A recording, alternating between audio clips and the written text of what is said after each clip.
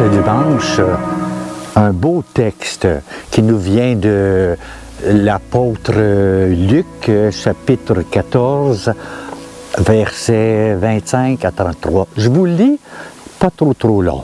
Voici. En ce temps-là, de grandes foules faisaient route avec Jésus. Il se retourna et leur dit, « Si quelqu'un vient à moi, sans me préférer à son père, à sa mère, sa femme, ses enfants, ses frères, ses sœurs, et même à sa propre vie, il ne peut pas être mon disciple. Celui qui ne porte pas sa croix pour marcher à ma suite ne peut pas être mon disciple.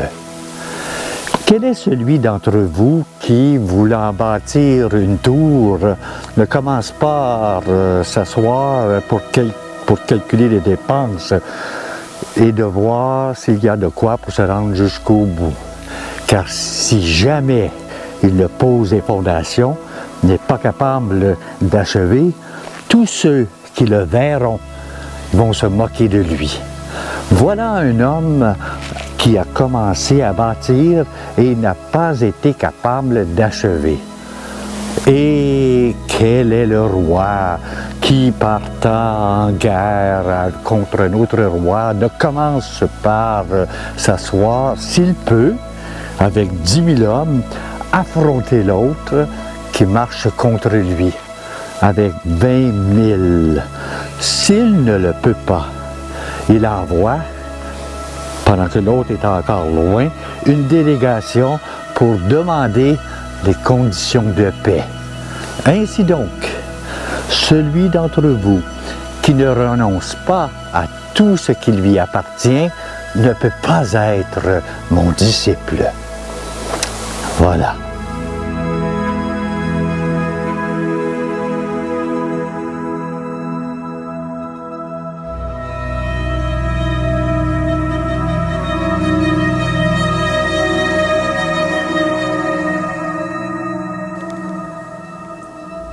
Un message qu'on vient d'entendre, très d'actualité pour nous aujourd'hui, où nous vivons dans un monde matériel pour point final.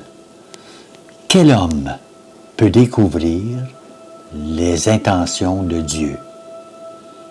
Qui peut comprendre les volontés du Seigneur?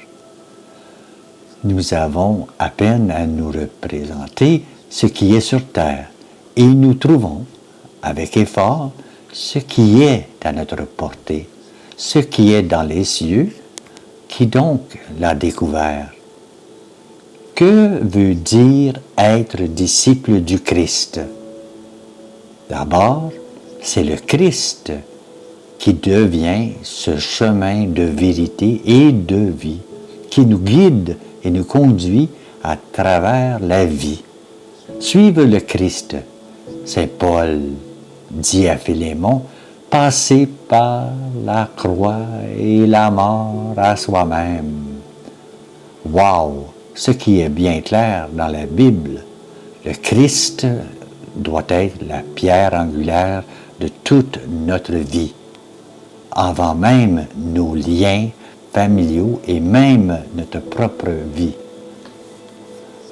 Christ doit être la fondation de toute vie de baptisé, en acceptant de le mettre en premier, en acceptant de le suivre dans la croix, dans la mort, à nous-mêmes, nous sommes sûrs d'être ses disciples. Un langage rude, mais vérité et liberté pour le chrétien. Ne jamais oublier que passer par la mort et la mort de la croix, c'est accéder à la vie et à la résurrection. Et dans cette vie, nous retrouvons notre famille, père, mère, femme, enfant et même notre propre vie. Une phrase inspirée de la Bible, il faut donner pour recevoir, il faut mourir pour vivre. Bon dimanche.